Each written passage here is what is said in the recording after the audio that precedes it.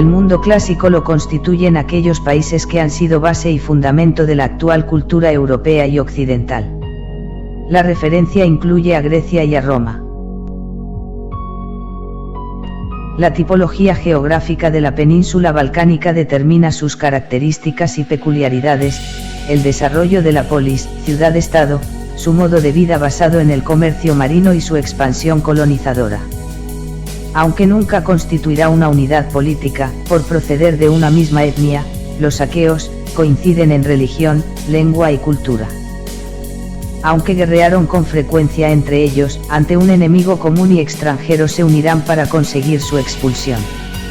Las más destacadas polis de su historia son Esparta, localizada en el Peloponeso, de carácter militarista y regida mediante un consejo de ancianos llamado Gerusia, y Atenas, situada en Ática, que alcanzará un alto prestigio sustentado sobre la posesión de una poderosa flota capaz de derrotar a los persas en el transcurso de las guerras médicas.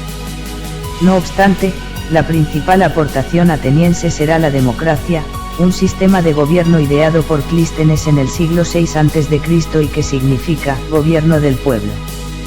La idea principal de la democracia es que los ciudadanos tienen derecho a gobernarse por sí mismos.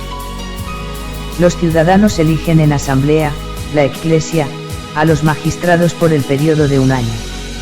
Hay 3 categorías: gobernantes, jueces y jefes militares. En Atenas conviven 3 clases sociales: los ciudadanos, nacidos en Atenas, libres y con derecho a voto; los metecos, extranjeros, libres pero sin acceso a voto; y los esclavos, carentes de libertad.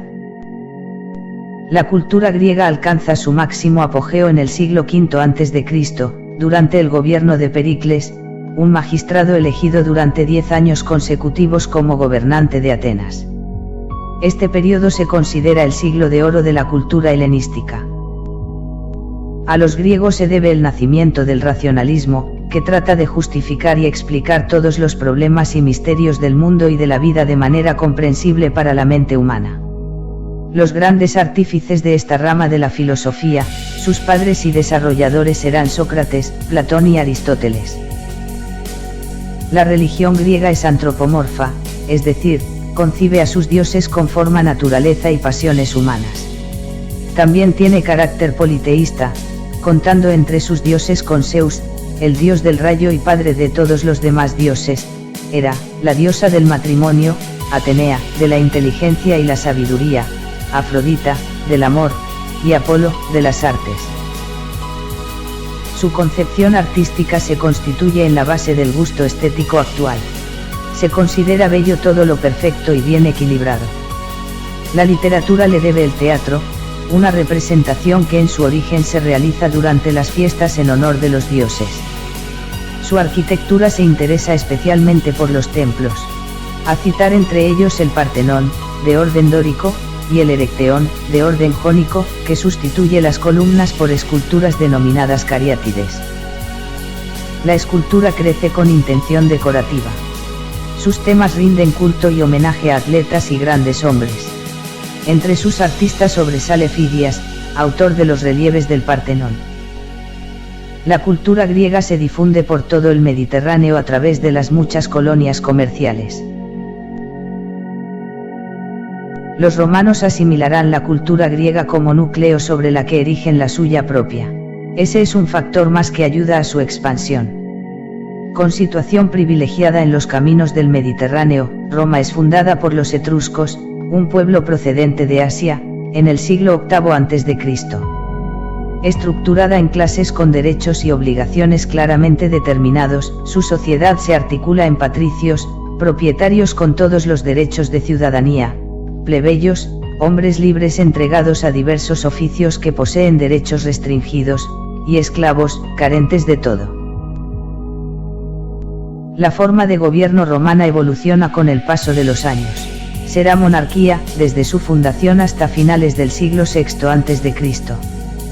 República, esto es, gobierno de ciudadanos elegido en asambleas llamadas comicios a partir de esa fecha.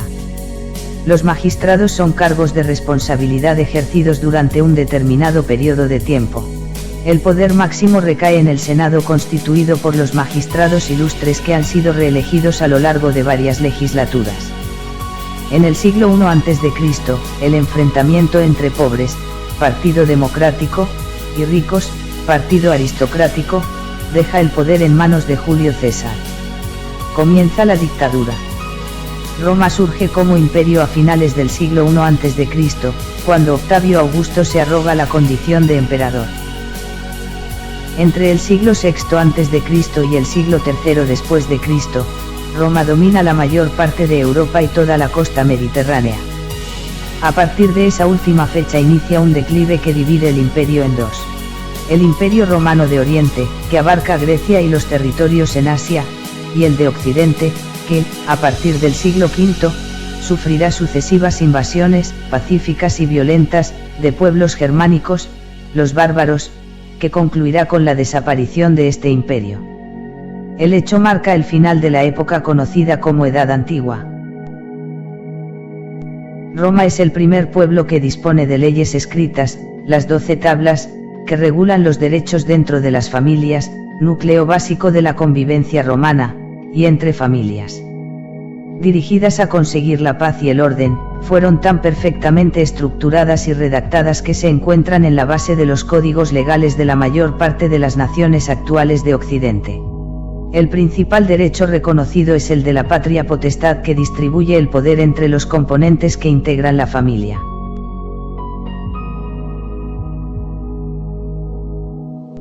La cultura romana es una prolongación de la cultura helenística. Su principal papel es el educativo. Ella transmite los conocimientos del momento a los pueblos dominados, un hecho trascendental conocido como romanización.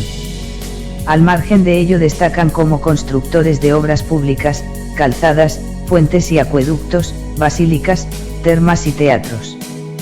Imponen su habla, el latín, por eso muchas lenguas actuales derivan de ella. Son las lenguas romance.